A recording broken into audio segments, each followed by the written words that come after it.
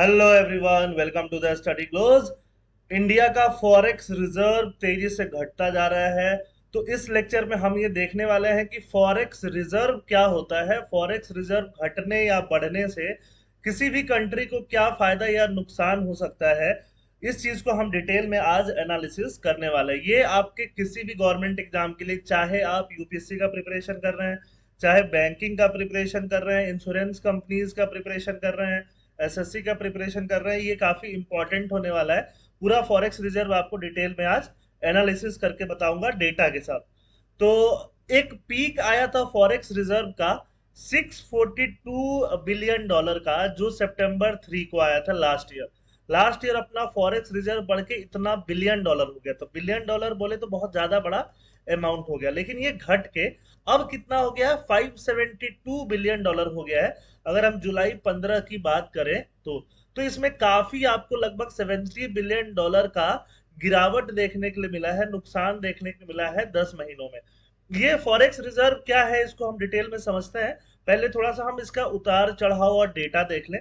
ये आपका पूरा ग्राफ है जो आरबीआई का ग्राफ है। आरबीआई का ग्राफ आप देखोगे तो लास्ट ईयर 2021 में जनवरी में ये 575 या 584 के अराउंड अपना फॉरेक्स रिजर्व हुआ करता था। ये एक अच्छा खासा फिगर है। ये फिगर बढ़ने लगा, बढ़ के ये सितंबर 3 में लास्ट ईयर कहां तक पहुंचा, 642 तक पहुंचा।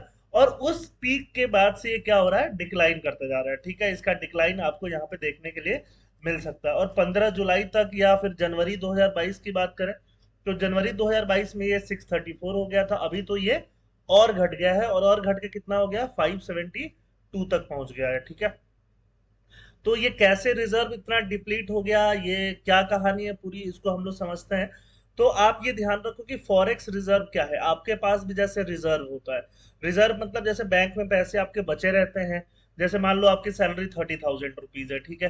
30,000 में अगर आपने 20,000 खर्च कर दिया, 10,000 आपकी सेविंग बच गई, तो 10,000 क्या हो जाएगा, आपके पास रिजर्व जमा होता जा रहा है। हर महीने अगर इतना रिजर्व जमा हो जा रहा है तो इसका मतलब आपके पास काफी सेविंग हो जाएगी। फॉरेक्स रिजर्व भी एक तरह से आरबीआई के पास सेविंग है, जितना हम लोग इंपोर्ट एक्सपोर्ट करते हैं उसके कैलकुलेशन से रिलेटेड। फॉरेक्स रिजर्व में दो अकाउंट आ जाता है, एक बैलेंस ऑफ पेमेंट अकाउंट बोलते हैं हमको। बैलेंस ऑफ पेमेंट में दो अकाउंट आ जाता है, एक को बोलते हैं हम करंट अकाउंट और एक को हम बोलते हैं कैपिटल अकाउंट। करंट अकाउंट में ये होता है कि इसमें आप करंट में होने वाली सारे एक्सपोर्ट को, सारे इंपोर्ट को, चाहे वो एक्सपोर्ट इंपोर्ट डेटा से रिलेटेड हो, ठीक है, चाहे एक्सपोर्ट इंपोर्ट आपका मर्चेंडाइज से रिलेटेड हो, या फिर चाहे एक्सपोर्ट इंपोर्ट आपका सर्विसेज से रिलेटेड हो, वो सबको आप इस पे यहाँ पे मेंशन करते हो।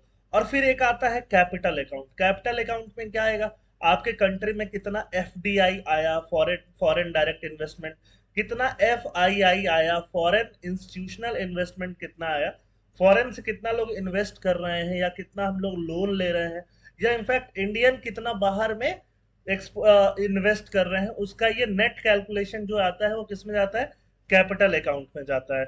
ठीक है, तो इसी की आज हम लोग चर्चा करने वाले हैं। अगर हम बात करो करंट अकाउंट की, तो करंट अकाउंट में इंडिया अभी तक सरप्लस में सिर्फ एक साल रहा है।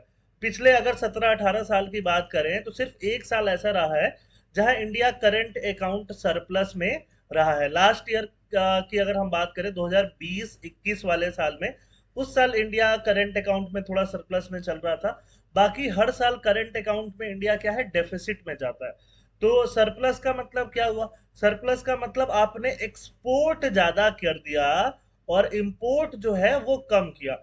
बट डेफिसिट का मतलब इंपोर्ट ज्यादा हुआ। तो इंडिया जैसी कंट्री है, आपको लगता होगा कि हम लोग इंपोर्ट ही ज्यादा करते हैं, चाइनीज गुड्स ज्यादा इंपोर्ट करते हैं। चाइनीज के अलावा हम जापान से, सिंगापुर से, साउथ कोरिया से, हर जगह से, इनफैक्ट क्रूड ऑयल हम इतना ज्यादा इंपोर्ट करते हैं, क्रूड ऑयल की हमारे यहाँ खपत बहुत ज्यादा है, एनर्जी का इंपोर्ट हमारे यहाँ काफी ज्यादा है। ठीक है, तो हम इसका भरपाई कैसे करते हैं, हम लोग कैपिटल अकाउंट से करते हैं।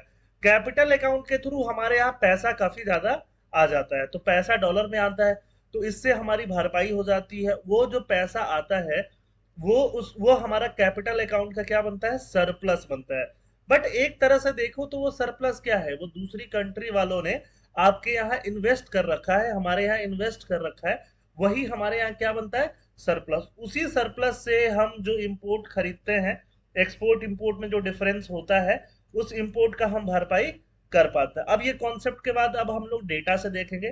पहले डेटा से देखते हैं और फिर हम लोग इसको वापस थोड़ा बहुत कॉन्सेप्ट पे आएंगे। चाइना का देखो, चाइना का फॉरेक्स रिजर्व कितना है, 3427 बिलियन डॉलर है। ठीक है, ये बिलियन डॉलर में जो डेटा दिया हुआ है 3427, काफी ज्यादा है। सबसे ज्यादा फॉरेक्स रिजर्व चाइना के पास है। और इसका करंट अकाउंट का बैलेंस भी पॉजिटिव में है। ठीक है, ये भी $2100 से ऊपर है, बिलियन डॉलर से ऊपर है। तो इसका मतलब ये करंट अकाउंट बैलेंस सरप्लस, मतलब ये एक्सपोर्ट इसका चाइना का काफी ज्यादा है इंपोर्ट के कंपैरिजन में। जापान का भी देख लो, जापान के पास भी फॉरेक्स रिजर्व काफी है और करंट अकाउंट में बैलेंस भी काफी है। स्विट्जरलैंड का भी वही हाल है। ठीक है, फिर आता है यूएस, चौथे नंबर पे आता है यूएस। आप बोलोगे सर यूएस के पास फॉरेक्स रिजर्व क्यों कम है? तो फॉरेक्स रिजर्व यूएस का किस में होगा, यूरो में होगा, येन में होगा, चाइनीज रेनबी में होगा। ठीक है, बट इंडिया के पास किस में होगा, डॉलर में ज्यादा होगा। चाइना के पास किस में होगा, डॉलर में ज्यादा होगा। जापान और स्विट्जरलैंड के पास किस में होगा, डॉलर में ज्यादा होगा। यूएस की खुद की करेंसी डॉलर है, तो इसको बहुत ज्यादा डॉलर रखने की, मतलब इसको बहुत ज्यादा दूसरी करेंसी रखने की जरूरत वैसे भी नहीं होती है। ठीक है, फिर आ जाता है यहाँ पे इंडिया। तो इंडिया के पास फॉरेक्स रिजर्व यहाँ आप देखो 638। ये थोड़ा अलग अलग मंथ में अलग अलग डेटा वेरी कर रहा है, उस पर मत जाओ। 638 डेटा ये 2021 में इंडिया के पास फॉरेक्स रिजर्व था। बट करंट अकाउंट में हम लोग निगेटिव में चल रहा है। करंट अकाउंट में यूएस भी निगेटिव में चल रहा है, मतलब यूएस भी इंपोर्ट ज्यादा कर लेता है और यूएस से एक्सपोर्ट कम होता है, और यूएस इंपोर्ट ज्यादा कर लेता है। ठीक है, बहुत सारी चीजें यूएस में इंपोर्टेड ही होती हैं, चाहे इंडिया से इंपोर्ट करे, चाहे चाइना से इंपोर्ट करे, चाहे जापान से इंपोर्ट करे।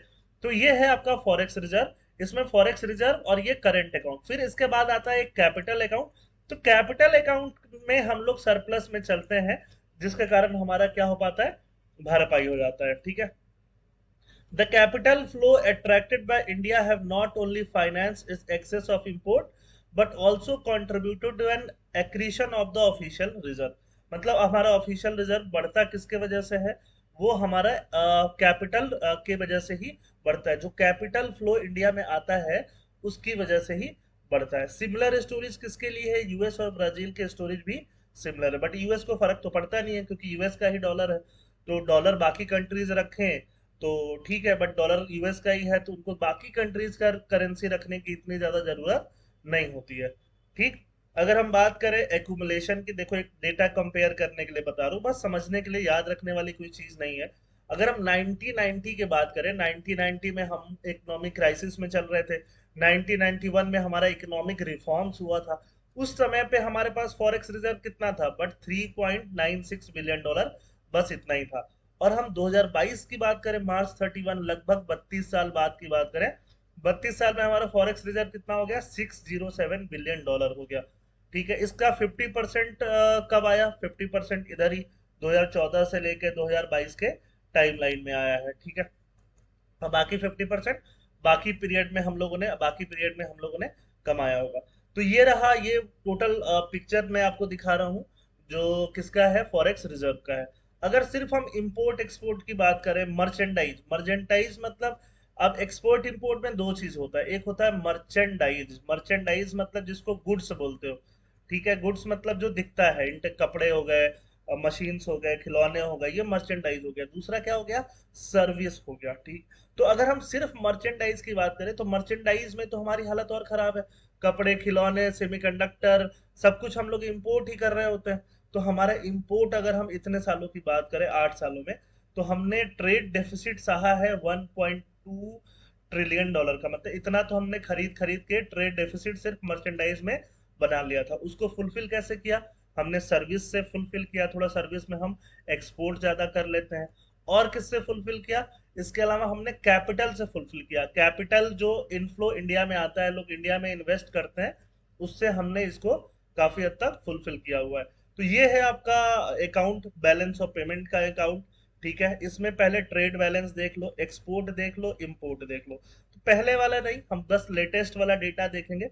लेटेस्ट डेटा देखोगे तो एक्सपोर्ट हमारा इतना है 2014-15 से 21-22 तक का, 2555 बिलियन डॉलर का हम लोगों ने क्या किया, एक्सपोर्ट। लेकिन इंपोर्ट हम लोगों ने क्या किया है, ज्यादा किया है। तो एक्सपोर्ट जो है, export is less and import जो है, इंपोर्ट इज मोर। ठीक है। अब बात करूं नेट इनविजिबल की। नेट इनविजिबल जो होता है मतलब एक्सपोर्ट इंपोर्ट का नेट, इसमें हमारे पास प्लस में है। इनविजिबल में क्या आएगा? इनविजिबल मतलब सर्विसेज आता है। सर्विसेज में क्या आ जाएगा? टूरिज्म आ जाएगा। सर्विसेज में हम सॉफ्टवेयर इतना जो बेचते हैं बाकी कंट्रीज को ऐप बना बना के, वो किस में आ जाएगा? सर्विसेज में आ जाएगा। एजुकेशन और हेल्थ सर्विसेज आ जाएंगी, इसमें हम प्लस में चलते हैं। ठीक है। तो ये ओवरऑल नेगेटिव है, बट ये जो है क्या है? पॉजिटिव है। तो ओवरऑल आप दोनों को जोड़ोगे तो भी हम डेफिसिट में आते हैं। तो ये आपका हो गया करेंट अकाउंट। करेंट अकाउंट में हम किस में आ गए? 2014-15 से 21-22 तक नेगेटिव में आए। ठीक है। लेकिन करंट अकाउंट नेगेटिव में है, उसकी भरपाई किसने कर दी? कैपिटल ने कर दी। कैपिटल में हम किस में आ गए? पॉजिटिव में। कैपिटल में बाहर से पैसा बहुत ज्यादा आया, अगर हम दोनों को जोड़ देंगे तो ओवरऑल हम किस में आ गए? पॉजिटिव में आ गए। और एक वैल्यूएशन इफेक्ट लगा के, जो वैल्यूएशन का इफेक्ट होता है, डॉलर ऊपर नीचे हुआ, रुपीज ऊपर नीचे हुआ, तो टोटल हमारा क्या हो गया? पॉजिटिव में आ गया। तो ये इसका मतलब ये पैसा जो डॉलर कहाँ रहा? हमारे फॉरेक्स रिजर्व में आके जमा हो गया। ठीक है। तो ये ऐसे हम लोग कैलकुलेट करते हैं अगर हम बात करें फॉरेक्स रिजर्व की। तो बाकी फॉरेक्स रिजर्व में क्या होता है, कैसे होता है, ये सब हम लोगों ने एक्सप्लेन कर लिया और आप समझ गए होंगे। ठीक है। अब बात ये होने वाली है कि डेप्रिसिएशन और ज्यादा हो रहा है इंडियन रुपीज का, और आगे आप देखोगे आने वाले टाइम में और ज्यादा आपको देखने के लिए मिलेगा कि यूएस मार्केट हो गया या यूके का मार्केट, यूरोप का मार्केट हो गया, वहां रिसेशन चल रहा है। तो रिसेशन की वजह से क्या होगा? हम जो सॉफ्टवेयर उनको बेचते हैं, सॉफ्टवेयर बेचते हैं, वो काफी कम हो जाएगा, या जो भी एक्सपोर्ट हम लोग कर रहे होते हैं वो क्या हो जाएगा? काफी कम हो जाएगा। तो कम हो जाएगा तो हमारा जो एक्सपोर्ट है नेट इनविजिबल का, वो कितना होने वाला है? 140 बिलियन डॉलर के आसपास इस साल रहने वाला है। बट लास्ट ईयर कितना था? लास्ट ईयर 150 डॉलर तक था, जो सबसे हाईएस्ट है अभी तक का।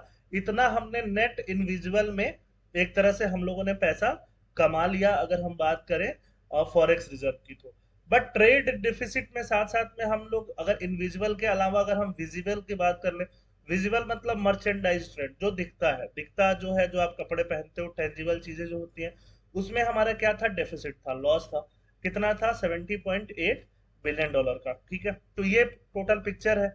और अगर हम बात करें आगे जाने की, करंट अकाउंट डेफिसिट जो है वो 100 से 110 बिलियन डॉलर इस साल रहने वाला है, क्योंकि इस साल और इन्फ्लेशन बढ़ रहा है, हमें क्रूड ऑयल और खरीदना पड़ रहा है, इसके अलावा कुकिंग ऑयल भी और खरीदना पड़ता है। तो सारी चीजें हम इंपोर्ट में ज्यादा खरीदनी पड़ती हैं। तो हमारा करंट अकाउंट डेफिसिट में रहने वाला है लगभग 100 बिलियन डॉलर, जो कि सबसे ज्यादा होगा, हाईएस्ट होगा।